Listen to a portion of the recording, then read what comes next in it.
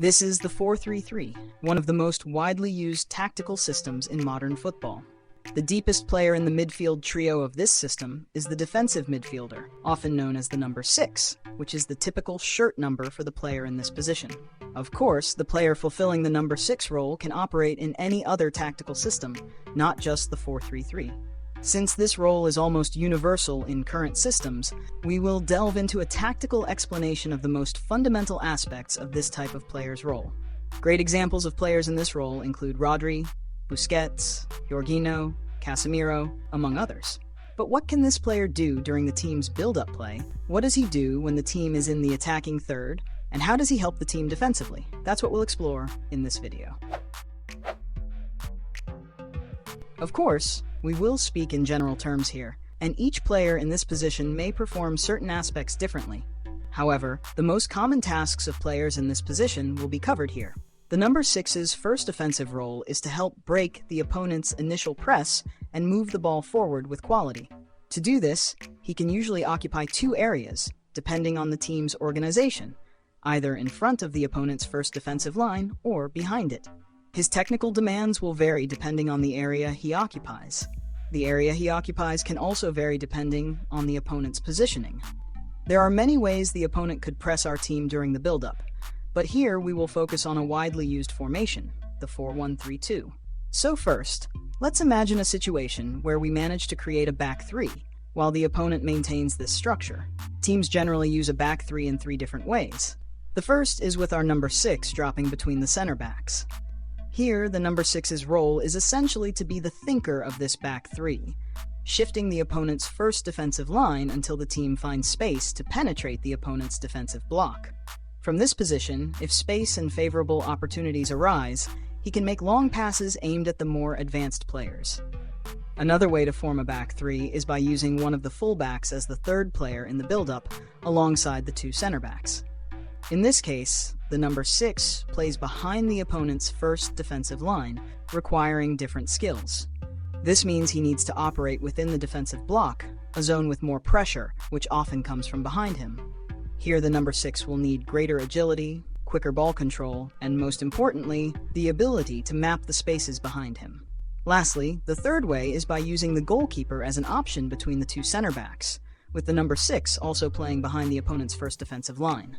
However, the opponent won't always allow this 3v2 advantage to form easily, and in such cases, the number 6 could be marked individually by an opponent.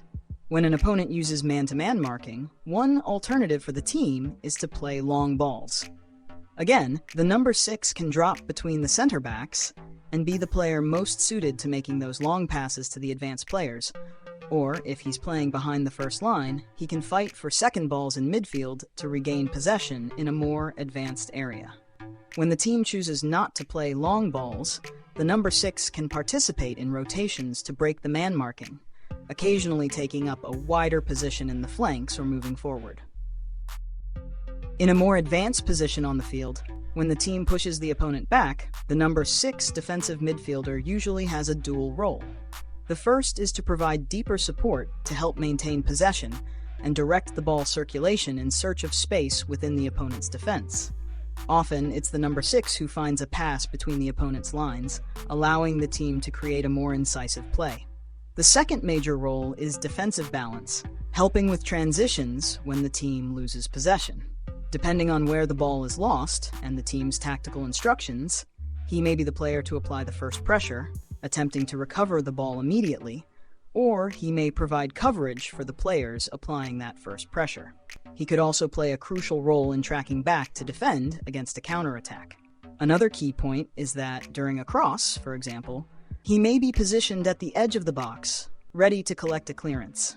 From there, he can either take a shot on goal or link up with other players to create a more incisive attacking move by advancing into the box. But of course, a number 6 also typically has defensive duties. Let's first talk about when he defends in a higher block. Once again, we'll consider high pressing using a 4-1-3-2 formation. The number 6 could position himself here, behind the line of 3.